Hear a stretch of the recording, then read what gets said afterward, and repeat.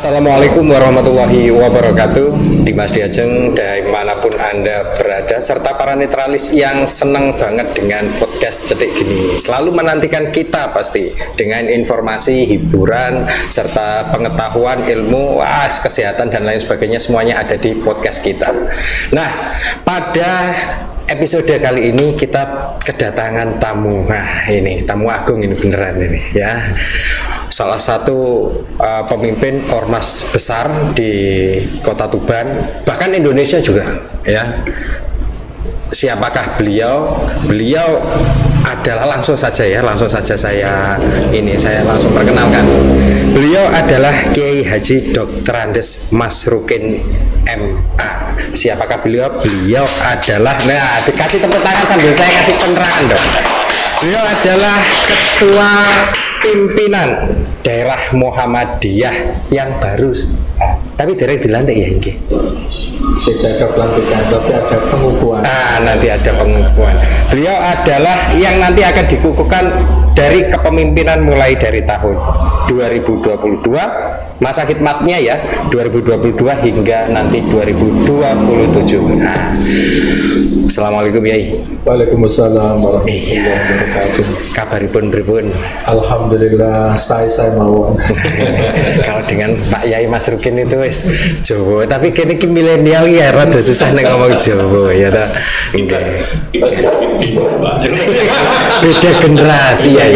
Iya, begitu. Kita nanti ya. Silakan. Ya, kita nanti akan berbincang-bincang Yai terkait dengan masalah-masalah umat juga, pandangan-pandangan Muhammadiyah seperti apa, perjuangannya nanti seperti apa. Nah, itu pokoknya kita bebas terbuka ya.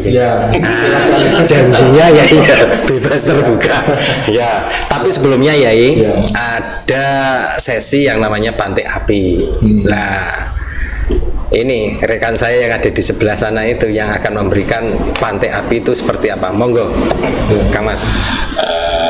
Jadi pantai api itu adalah slogan kita di podcast ini, Pak Yai. Jadi pertanyaannya itu ada 10 pertanyaan, yang mana nanti panjenengan itu langsung jawab secara singkat mawon. Siap Pak Yai? Ya, insya Allah siap. Bismillah, yuk. Bismillahirrahmanirrahim. Jelas apa terang? Terang. Wilayah atau daerah? Daerah. Dorong atau tarik? Dorong. Melihat atau mendengar? Mendengar. Membaca atau menulis? Menulis. Kesan atau pesan? Kesan. Peran atau fungsi? Peran. Citra atau nuansa? Nuansa. Moral atau intelektual? Moral.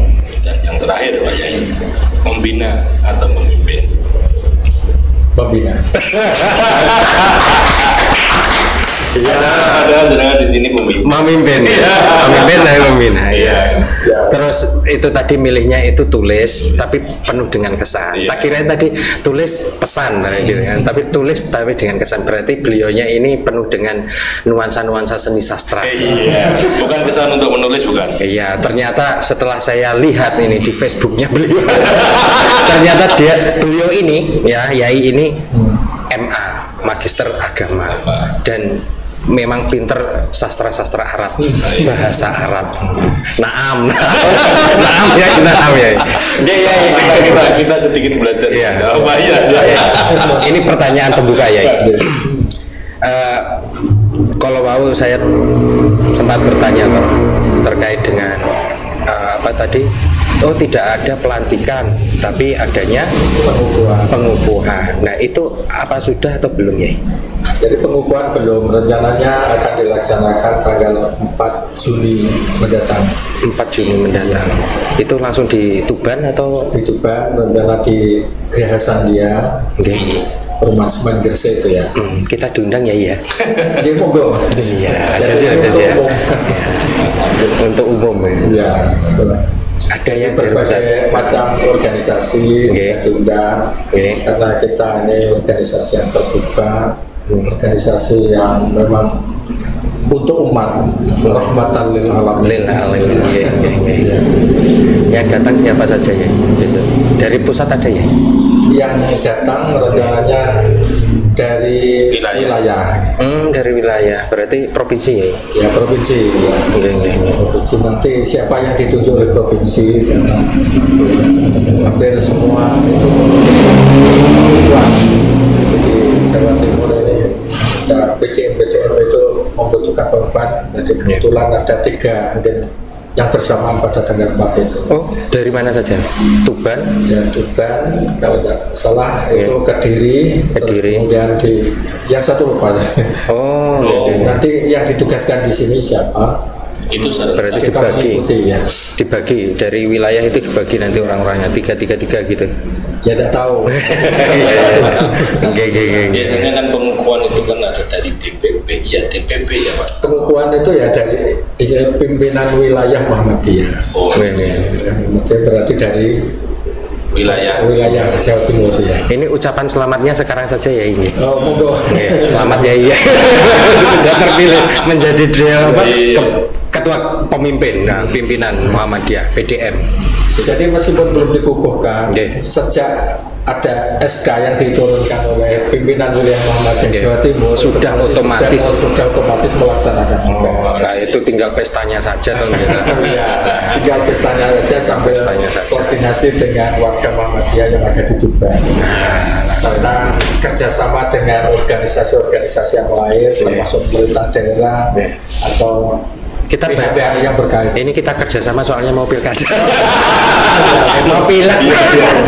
Sebelum ke pilkada, mohon izin Pak Yai, program kerjanya kan ke depan gimana kan kita harus pengen ngerti. Jadi program kerjanya ya melaksanakan program kerja yang dirumuskan oleh musdanya. Jadi ketika akan terjadi pergantian itu ada namanya musyawarah daerah Muhammadiyah Tuban. Dan di situ sebenarnya bukan memilih pemimpin baru tapi yang paling penting sebetulnya adalah membuat program kerja untuk 5 tahun mendatang. Jadi, fokusnya di mana ya?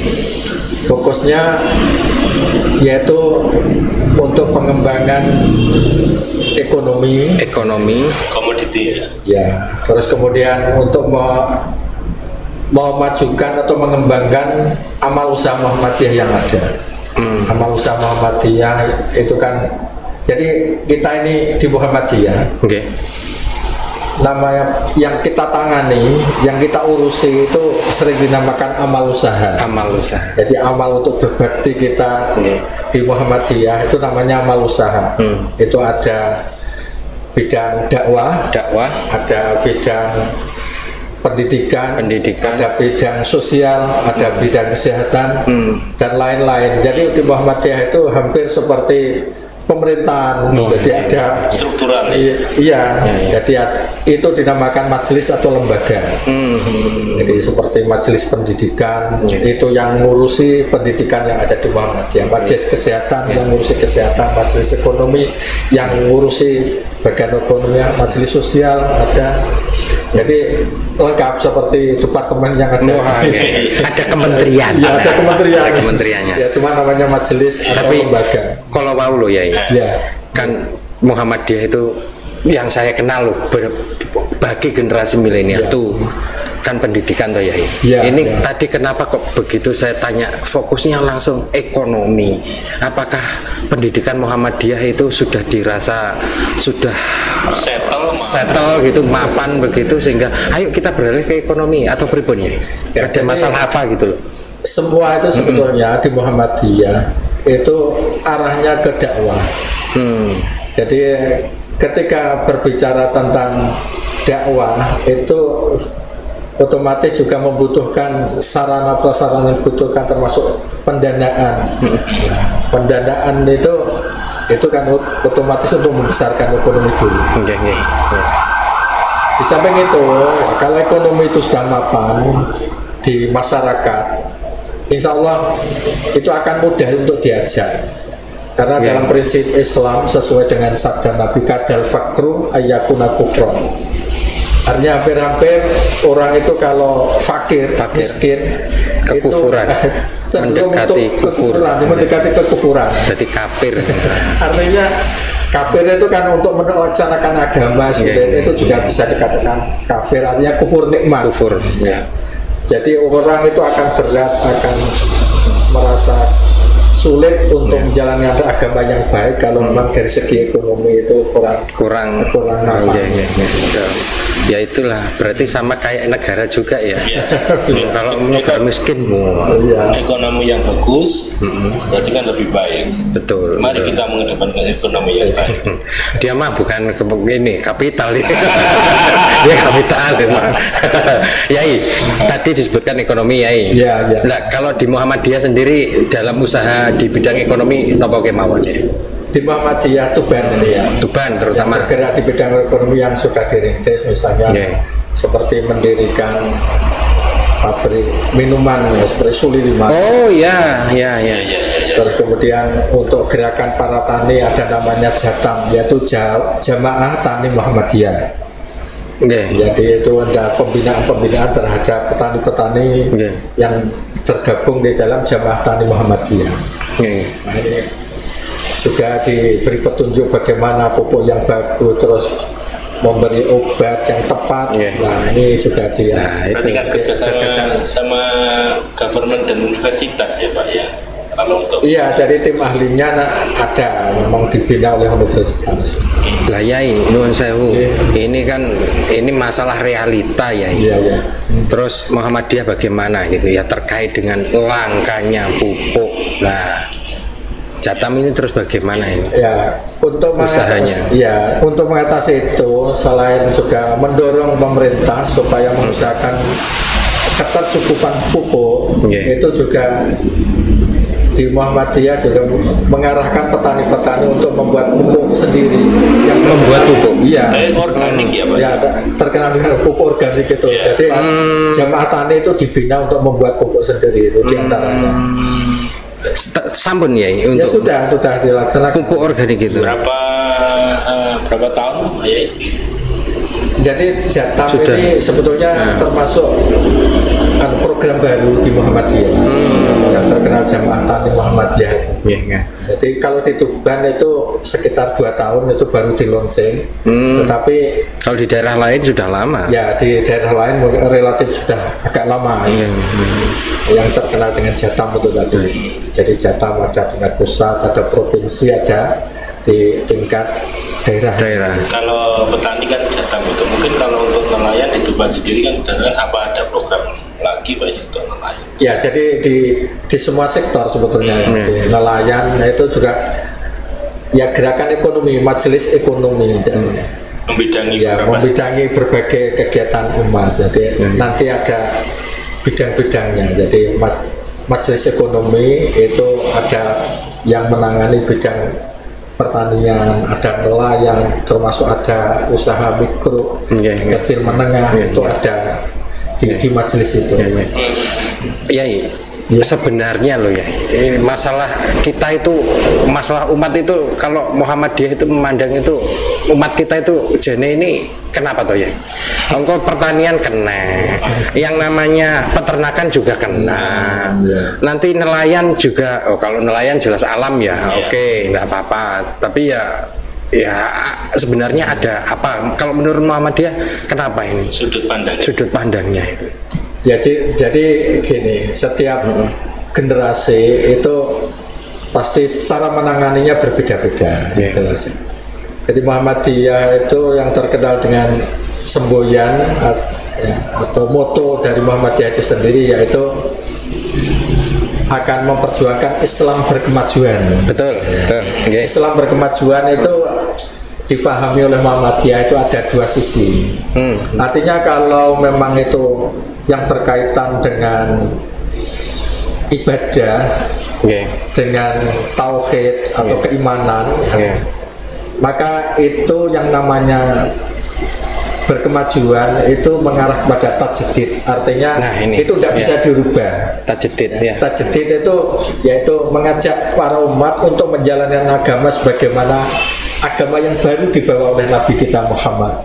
Artinya itu sudah pakem, tidak ada perubahan-perubahan, tidak boleh ditambah, termasuk tidak boleh dirubah. Jadi ya sholat itu ya seperti itu, doa-doanya ya tidak usah ditambah, cukup dianggap itu sudah lengkap kalau urusan keimanan dan ibadah. Tetapi berkaitan dengan perkembangan umat untuk menangani umat, maka dinamakan itu berkemajuannya adalah menggunakan teknologi. Jadi menggunakan teknologi, menggunakan ilmu pengetahuan yang modern, sehingga dengan demikian akan mendapatkan kemudahan-kemudahan untuk mencapai yang diinginkan. Jadi bisa mengejar ketertinggalan juga ya. Jadi lebih mudah untuk mencapai yang diinginkan. Artinya seperti pembinaan, kalau zaman dulu harus tatap muka, tapi kalau zaman sekarang sudah lewat Zoom. Sekarang kita nggak tatap muka ya, tatap layar. Tapi kan tahu Anda. Tapi kan tahu Anda. Iya, tatap layar cetok. Terus ya, gitu aja. Mesti senengan guyon. Ngapunten. Ya, enggak apa-apa. Tajdid itu artinya memang harus sesuai. Kalau tidak salah itu dulu saya itu kan ikut ke Muhammadiyah nih. Itu kan TBC, kita memberantas TBC, tahayul, bid'ah dan khurafat. Nah, itu berarti termasuk yang di tajdid itu. Iya, termasuk tajdid. Jadi itu yang berkaitan dengan keimanan, berkaitan dengan ibadah. Tetapi kalau berkaitan dengan ibadah ghairul mahdhah dalam sosial agama, ibadah sosial, maka itu diperbolehkan untuk melakukan apa itu misalnya bid'ah Jadi sementara ya teman-teman yang lain memahami yang disampaikan oleh Muhammadiyah akan terkenal anti bid'ah. Jadi bid'ah yang tidak boleh itu sebetulnya berkaitan dengan keimanan, berkaitan dengan ibadah, ubudiyahnya ya. Tapi kalau berkaitan dengan perkembangan ilmu pengetahuan teknologi termasuk transportasi, maka itu malah dianjurkan untuk bid'ah. Yang penting adalah semakin membawa kemudahan terus tanpa ada kemudaratan. Jadi yang penting dalam hal secara ibadah umum ibadah umum termasuk sosial, itu pedomannya yang penting tidak melanggar aturan syariah. Tapi kalau mengenai keimanan dan ubudiyah tadi, maka tidak boleh tidak boleh diganggu gugat. Betul. Nah, hukumnya pakem. Terkait teknologi, terus kemudian kemampuan masyarakat itu kepandiannya seperti apa, kan tergantung sama pemimpin tuh ya. Iya. Gitu.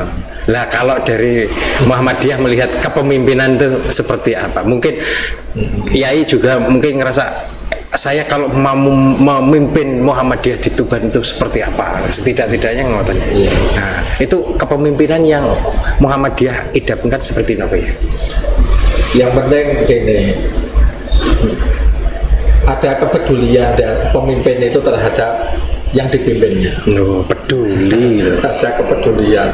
Jadi itu ada panggilan jiwa. Jadi ada semangat untuk mengabdi, semangat untuk memperbaiki, semangat untuk mensejahterakan. Itu yang dimiliki itu.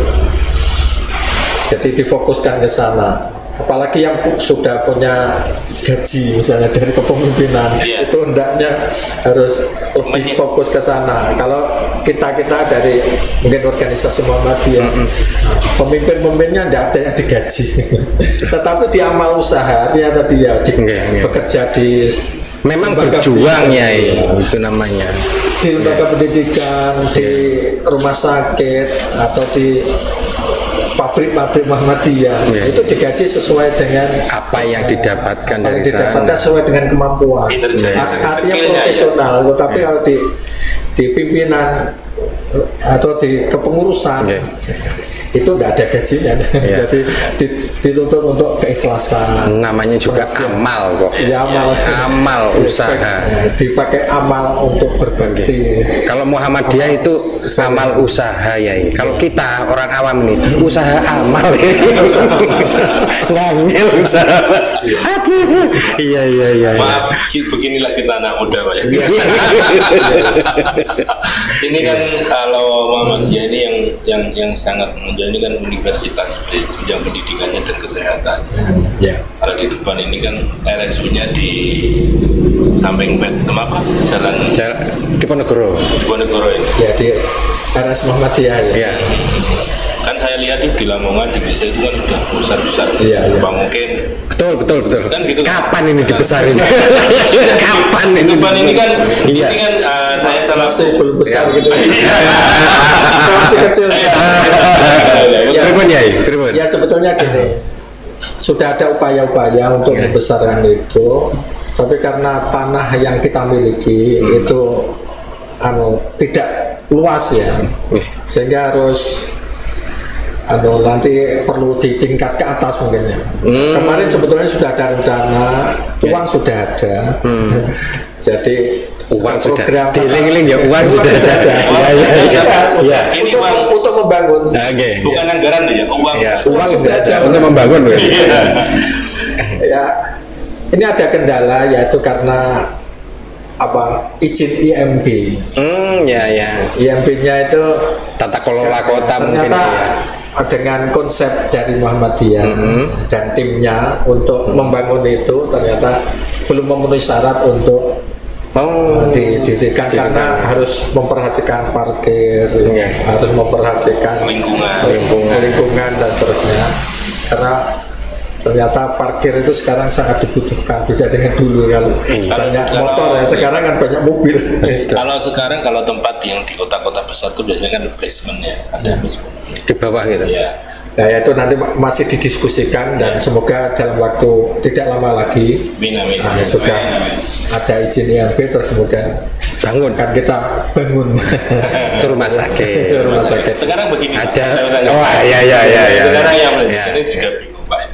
Kalau di Malang UMM Universitas Muhammadiyah. Iya, betul. Kalau di Lamongan Universitas Muhammadiyah. Kalau di sini di STIM Sekolah Tinggi Ilmu Ekonomi Muhammadiyah Tuban ya. Kan sudah di Sugiwaras kan? Itu pembangunannya di sana, tetapi tempat kuliah sementara ini masih di mana timurnya pasar itu ya. Tapi itu memang mau dibikin besar ya? Rencananya dibikin besar, cuma ya kendalanya ternyata untuk gaya tarik di bidang ekonomi, artinya di program prodi-prodi yang ada di Sekolah Tinggi Ilmu Ekonomi Muhammadiyah Tuban itu kelihatannya kurang menarik, entah apa masalahnya. Jadi yang menyebabkan untuk cepat besar itu sulit. Makanya diupayakan oleh Muhammadiyah untuk membuka jurusan lain. Saya itu cemburu kok ya. Saya cemburu sama Lamongan ya. Jalan seret gitu. Muhammadiyah Lamongan sama kayak gini. Habis Muhammadiyah Lamongan terus seret rumah sakit. Wah, Tuban ki kapan? Tuban ki. Enggak, yang ikonik besar banget itu kan Malang, Pak. Iya. Mana ini UMM Malang? Wah, begitu besarnya, begitu megahnya. Rumah sakitnya sangat besar. Ya, saya berharap Tuban semoga lebih seperti itulah. Ya, semoga. Jadi kita sendiri juga punya PR yang cukup banyak dalam berbagai hal. Ya, baik rumah sakitnya, perguruan tingginya, termasuk lembaga-lembaga pendidikan. Ini ketinggalan. Jadi kalau semua itu sebetulnya besar ya, bisa mendukung untuk program dakwah Muhammadiyah. Jadi karena dengan khususnya rumah sakit itu sebagai andalan untuk mendukung perjuangan Muhammadiyah, karena sebagian dari hasil itu kan untuk mendukung program-program Muhammadiyah. Betul ya. Mosok babat lo cepete kaya ngono. Iya. Babat lo cepete kaya ngono ya. Kalau di ini ya di kota-kota besar itu kan ada hospital rumah sakit yang beda-beda. Ya, katakanlah kayak di ini mau dikhususkan gitu tak? Enggak, mungkin enggak di khusus gitu loh ya. Katakanlah rumah sakit ibu dan anak. Ini kan, rumah sakit tulang katanya. Gitu. Kan belum ada di daerah-daerah gitu. Ini dulu kan gitu. Rumah sakit Muhammadiyah Tuban semula kan rumah sakit ibu dan anak. Terus kemudian sekarang sudah menjadi rumah sakit umum, tetapi tipenya yang masih belum tipe A mungkin ya. Tapi sudah bagus ya. Iya. Jadi sudah menjadi rumah sakit yang bisa membuka umum kan. Jadi itu termasuk PR kami pada periode ini adalah untuk mengembangkan termasuk ada lagi ya itu kalau nggak salah itu kalau kemarin tuh bedah rumah ya. Kalau salah ya. Iya. Itu masih ya? Ya masih. Jadi tiap tahun sesuai dengan kebutuhan yang ada di masyarakat dan termasuk keuangan di Lazismu. Jadi dana-dana yang dihimpun dari umat, khususnya warga Muhammadiyah kan di Lazismu. Itu kalau ada yang sangat membutuhkan maka nanti akan dibuat program bedah rumah itu. Itu bedah rumah kok ya nganggo syarat. Maksudnya itu yang dibedah itu rumah seperti apa ya? Kok nganggo syarat? Kalau itu lebih teknis lah ya. Itu tanda yang jelas. Kalau ada warga memang rumahnya tidak layak huni, terus kemudian keuangan di Lazismu itu ada, maka langsung berdasarkan laporan-laporan dari pimpinan cabang itu melaporkan bahwa ini sangat tidak layak, perlu di bedah rumah tadi. Berarti harus dievaluasi dulu, dilihat dulu. Iya, dievaluasi, terus kemudian penghasilannya gimana, keluarganya bagaimana, sehingga memang pantas untuk diadakan bedah rumah. Berapa rumah sudah ya? Kalau yang 2023 katakanlah ini sudah berapa ya? Kalau 10 tahun terakhir lah. Iya. Nah ini karena saya periode baru ya. Iya. Jadi pada periode ini kami masih membuat program-program. Jadi melengkapi kepengurusan, artinya pembantu-bantu untuk tadi di majelis, di lembaga itu masih membenahi itu, jadi belum sempurna. Insya Allah nanti kalau sudah itu program kerja terus yang ditersembahkan oleh majelis dan lembaga itu nanti akan kita action untuk tahun berikutnya insya Allah. Pada periode ini karena mungkin dana juga masih belum terkumpul banyak, maka insya Allah. Terus saya gimana? Belum terkumpul banyak berarti sudah ada dana. Sudah ada dana. Dana Pak, sudah ada anggaran juga. Ya jadi sesuai dengan pos-posnya masing-masing. Kalau rumah sakit itu mayoritas hasilnya tetap untuk membesarkan rumah sakit. Jadi kalau dana sosial seperti Lazismu tadi, lembaga infak zakat sedekah itu memang ada kembali ke umat lagi. Termasuk diantaranya adalah untuk mengurusi panti asuhan. Panti asuhan yang ada di Tuban berapa ya? Panti asuhan yang ditangani oleh PDM ya, Pimpinan Daerah Muhammadiyah Tuban itu ada dua. Ya, jadi di Jalan Pemuda itu. Jalan Pemuda ya, saya tahu itu. Mas Melati itu ya.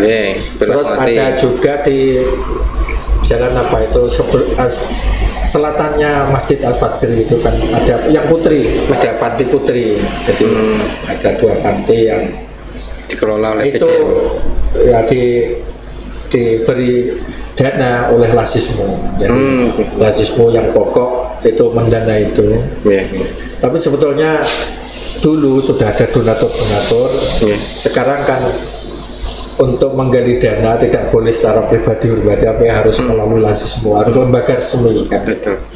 Jadi sekarang ditangani Lazismu, kemudian setelah terkumpul kemudian disalurkan, ada panti putra putri, terus kemudian nanti juga ke arah bedah rumah.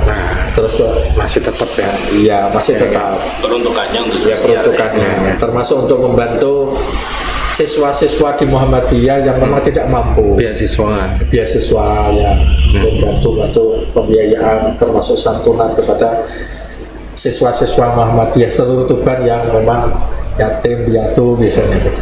Saya juga butuh beasiswa S3.